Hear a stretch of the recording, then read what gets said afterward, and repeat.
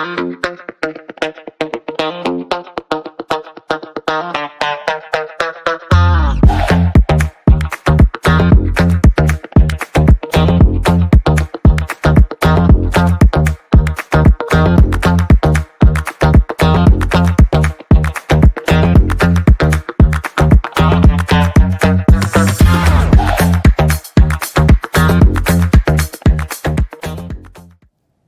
stop vehicles bearing migrants from barreling across the Canadian border into the United States, blocks like these have been installed on rural roads that intersect the border.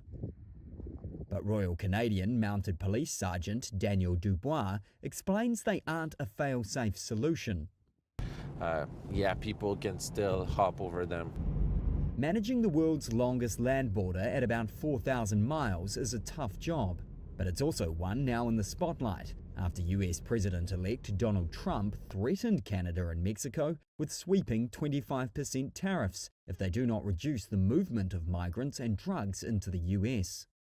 Canadian police say that over the past 4 years they've been installing cameras and sensors along this section over the border. But for us, we typically will not arrest a migrant. But officials like Charles Poirier acknowledge they are limited in what they can do to stop southbound migrants who are typically in Canada legally. Well, here's the thing. They haven't committed an offense until they've crossed into the United States. So our focus for the past few months, and actually the past year and a half, has been on arresting and prosecuting the smugglers. 4 migration experts Reuters spoke with were unsure how new border security technology and equipment would prevent crossings. Canadian politicians admit the show of border strength is about creating an impression of security. Push people to cross through... And refugee advocates like Carlos Rojas Salazar argue the restrictions do not deter migrants. When you try to cross a border, the only thing that you do is that you are pushing people to risk it. And you are increasing the royalties that organized crime are getting. Most migrants at the border are heading from Canada to the US and not the other way around. Canadian authorities caught 1,000 people trying to cross into Canada between formal crossings in the 12 months ending in October, according to data obtained by Reuters. That's compared to more than 23,000 apprehended on the US side by US Customs and Border Patrol.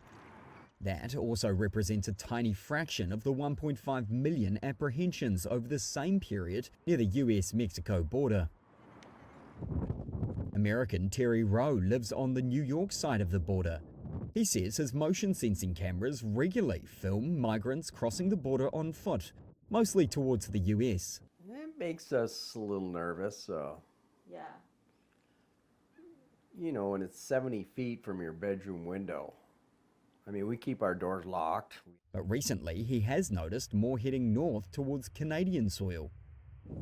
Canadian law enforcement are also bracing for a potential influx of migrants fleeing Trump's threat to carry out mass deportations once he is in the White House. They say they have redeployed officers across the border to try prevent a surge.